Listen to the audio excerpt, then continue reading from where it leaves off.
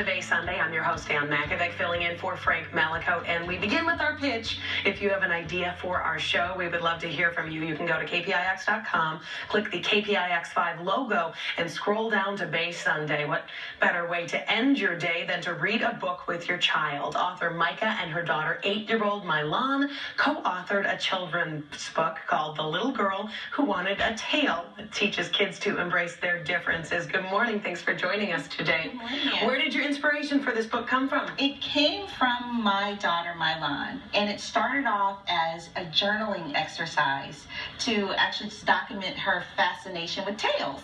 And it evolved into The Little Girl Who Wanted a Tail that has multiple themes, one of which is her starting a business or child entrepreneurship.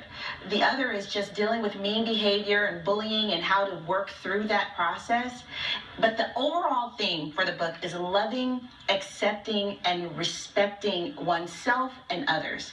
And it is so important for our children to be able to feel that love and accept themselves and know that whatever differences they have, they're supposed to. That's the way God made them. They're fantastic in that. All right, so we're talking about a little girl who wanted a tail, and we're talking an animal's tail. Yes. I've had that thought myself, actually, I have to say. Tell me, where did you come up with it? Why did you want a tail? Because I liked how they moved, and I just thought it would be nice to have one on myself.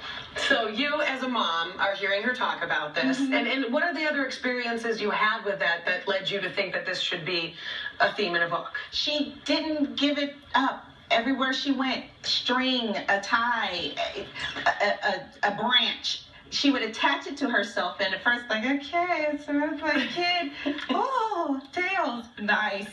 But then we had an experience where she had a string, I guess, tied to her clothing, and we went to a store, and she forgot that she had it on.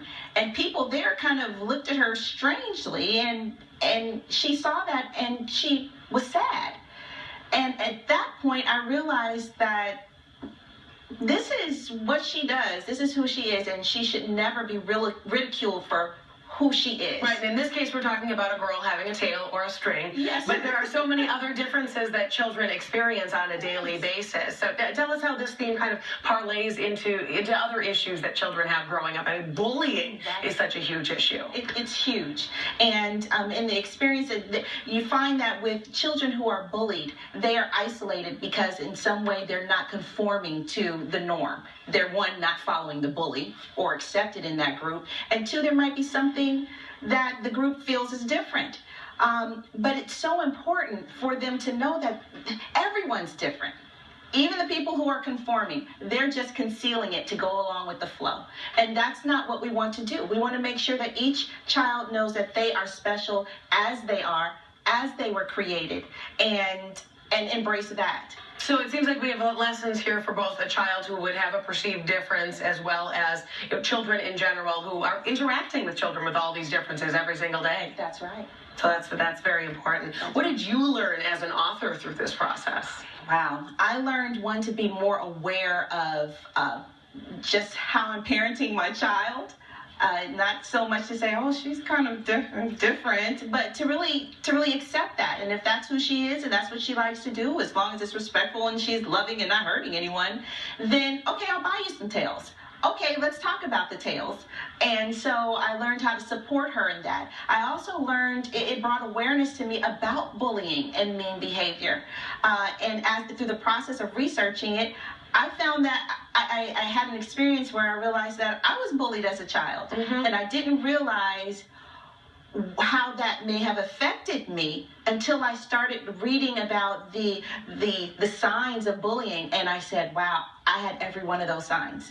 So it made me aware and want to be an advocate for children, to let them know that there are people here who care, understand, and want to make a better way for them. There's so many different experiences that you could have as a parent that might inspire a children's book, but a lot of moms wouldn't actually go forth with the publishing process because it seems kind of intimidating. Right. How was that?